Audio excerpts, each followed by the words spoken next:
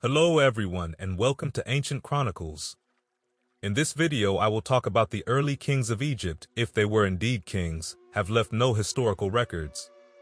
We can only conjecture about their architectural contributions, their actions, and the chronology of their reigns. They hold no more significance in the story of Egypt than the Alban kings do in the story of Rome. The first tangible historical figure presented to us by the so-called histories of Egypt is a certain Sneferu or Sneferu, whom the Egyptians seem to have regarded as the first monarch of their fourth dynasty. Sneferu, referred to as Suri by Manetho for reasons unknown, has left us a representation of himself and an inscription.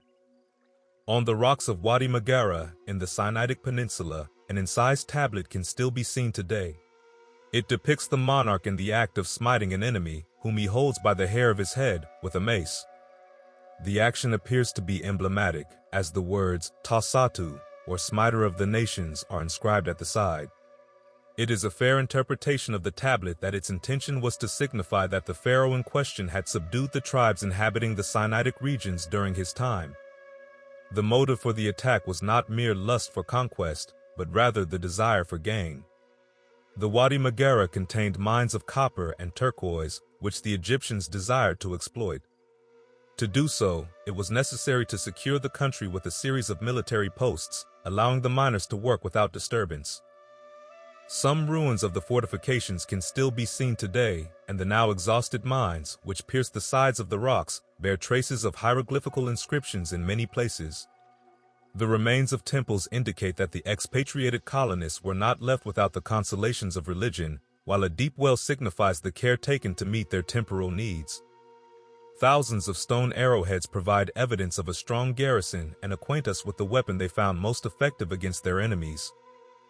Sneferu, the first historical figure of ancient Egypt, was known by several titles, including Neter-Aa, the Great God, Neb-Mat, the Lord of Justice, and the Golden Horus, or the Conqueror. The title Neb-Mat is unusual for Egyptian monarchs, and its adoption by Sneferu suggests his appreciation for justice and his aspiration to be a just ruler. Later ages bestowed upon him the title of the Beneficent King, indicating that he was likely a genuinely altruistic and benevolent sovereign. However, the specifics of the benefits he conferred upon Egypt, which earned him his high reputation, remain elusive. Despite this, the monuments from his time provide insights into the state of Egypt during his reign and the level of civilization achieved by the Egyptian people at this early stage. In addition to his own tablet in the Wadi Magara, there are numerous tombs near the pyramids of Gizeh that belong to officials of his court and members of his family. These tombs, adorned with sculptures and inscriptions, shed considerable light on the condition of the country. It is evident that the style of writing known as hieroglyphics, which appears to be pictorial but is almost entirely phonetic, had been invented. Each sign represents a sound, with most signs corresponding to the elementary sounds expressed by letters. For example, an eagle represents A, leg and foot B, a horned serpent F, a hand T, and so forth. There are also signs that express a compound sound or even a whole word of 2 syllables. The artistic prowess of the time is also considerable, as evidenced by the well-drawn animal forms used in the hieroglyphics. The human forms, while less impressive, are fairly well-proportioned and spirited. The tombs of this period, which were more important than houses, are another noteworthy aspect. These stone buildings, resembling small houses, each had a door of entrance but no windows, and formed a small chamber usually decorated with sculptures. The embalmed body of the deceased, encased in a wooden coffin, was not placed in the chamber but in an excavation under one of the walls. The chamber was used by relatives for sacred rites, sacrificial feasts, and other ceremonies held in honor of the deceased, especially on the anniversary of their death and entrance into a menti. This practice of ancestor worship, similar to that of the Chinese, involved various ceremonies, hymn singing, libation pouring, and offerings, which were believed to please the departed and secure their protection and help for their descendants who participated in these pious practices. In the ancient times, some tombs were more grandiose than others. A notable example is an edifice at Meidum, which is often inaccurately referred to as a pyramid. This structure is believed to predate Sneferu and was likely constructed by one of the shadowy kings who ruled before him. The edifice is situated on a natural rocky knoll of considerable height and rises in 3 stages at an angle of 74 degrees 10 to a height of 125 feet. It is built of compact limestone, which must have been sourced from a significant distance. The first stage of the structure is just under 70 feet high, the next exceeds 32 feet, the third is slightly over 22 feet. It is plausible that there were originally more stages and that the current highest stage has partially crumbled away. The original height of the edifice could reasonably be estimated to have been between 140 and 150 feet. Given its location in the Memphian necropolis and its distant resemblance to the pyramids, the monument is generally considered a tomb. However, it has not yet been explored, and thus its function as a burial site remains unconfirmed. This enigmatic edifice stands as a testament to the architectural prowess of ancient Egypt and continues to intrigue archaeologists and historians alike. The Pyramid of Meidum, located at Saqqara, is an architectural marvel that appears to be even older than the Meidum Tower. The architect constructed this monument to a height of 200 feet, using 6 or 7 sloping stages at an angle of 73 degrees 30. The core of the building was made of rubble, but it was protected on all sides by a thick casing of roughly hewn limestone, likely quarried on the spot. The sepulchral intention of the construction is unquestionable. It covered a spacious chamber excavated in the rock upon which the monument was built. When first discovered, this chamber contained a sarcophagus and was lined with slabs of granite. Carefully concealed passages connected the chamber with the outside world, allowing entry to those privy to the secrets of the prison house. This structure is undoubtedly the tomb of a king more ancient than Sneferu, though it is difficult to assign the monument to one king rather than another.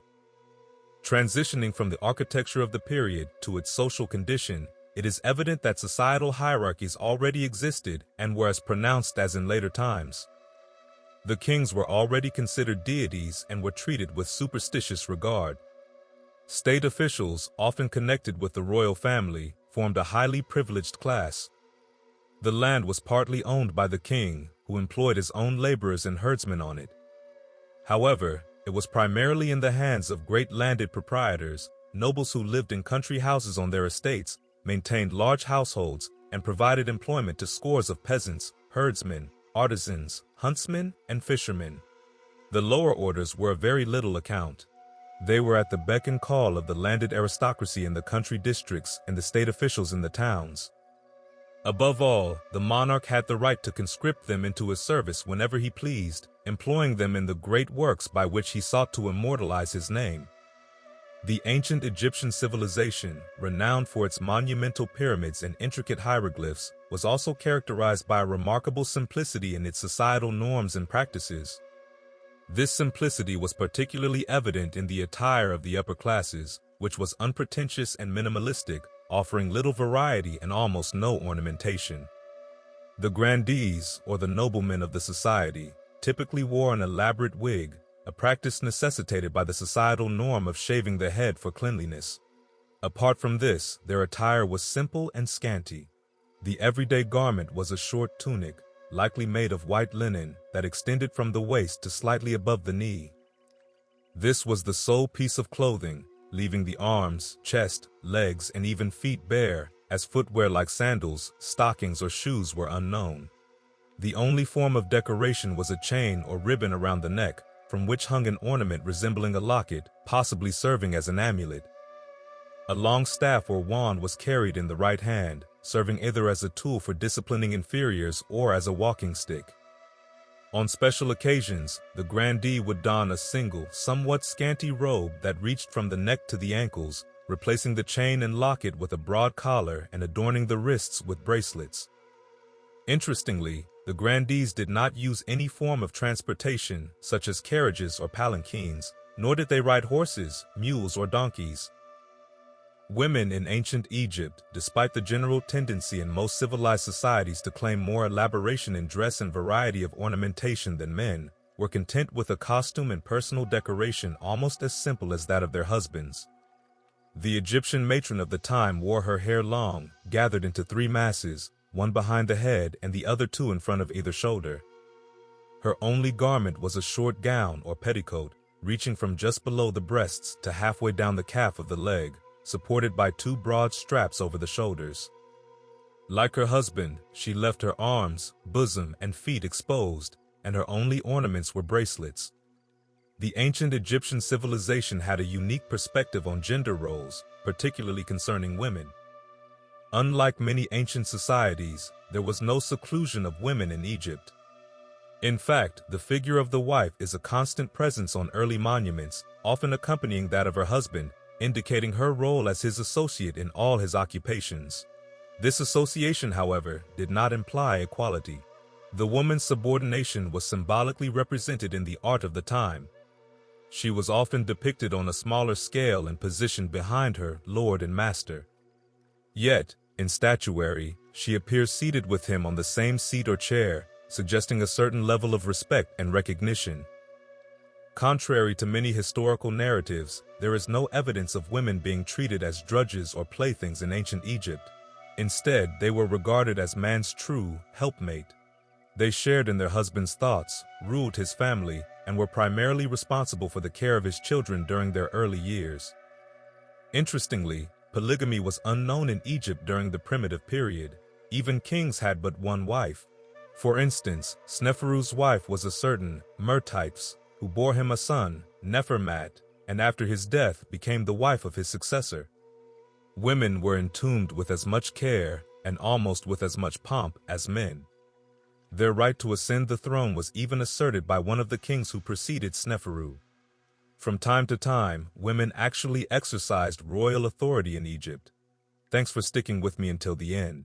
If you liked the video, hit the like button and consider subscribing for more amazing content. See you in the next one.